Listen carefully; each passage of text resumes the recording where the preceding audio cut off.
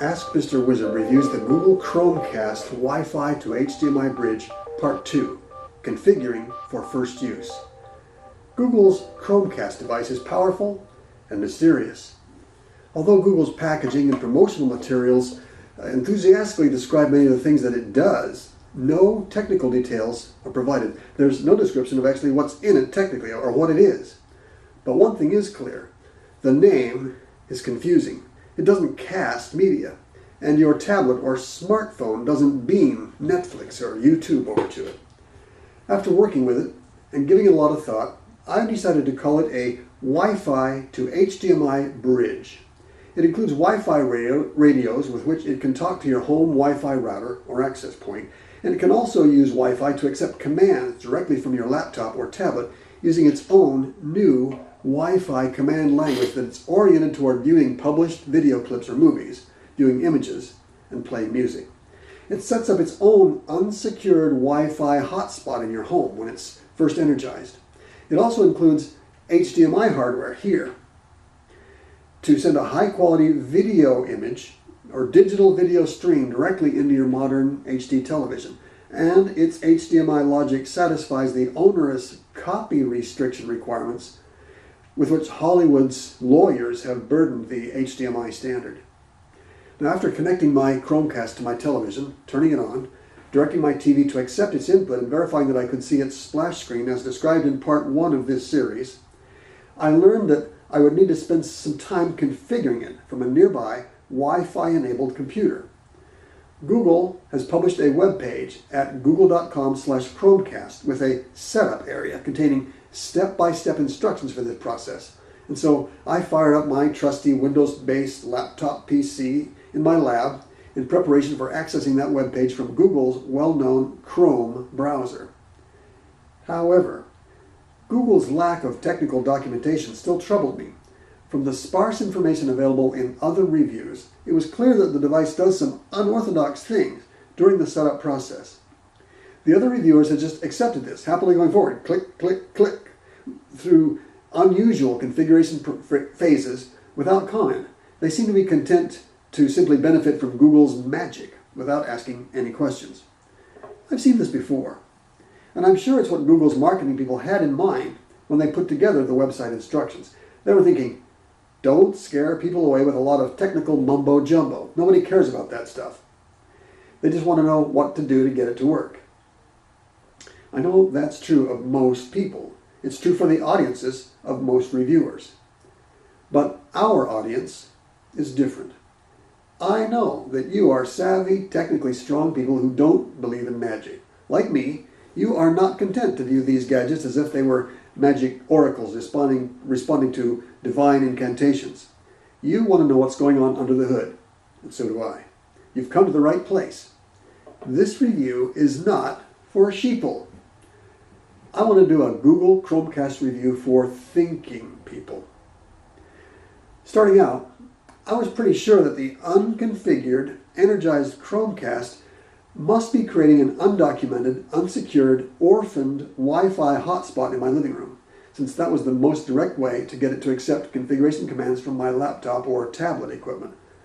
To verify this suspicion, I fired up a Wi-Fi analyzer on my trusty Google Nexus 7 tablet, and sure enough, the strongest visible Wi-Fi signal was brand new, and it was advertising the name Chromecast 6693.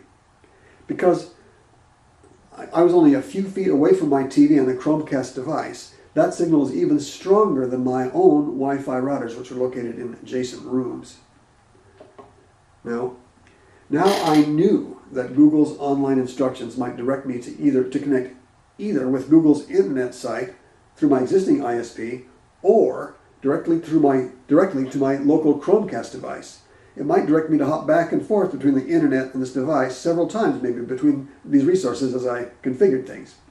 Accordingly, I used my internet-connected, Wi-Fi-enabled Windows laptop PC to go to Google's website, as advertised, at google.com/Chromecast, according to the instructions in their teensy little instruction booklet found in here, and also as mentioned in the prior video segment in this series.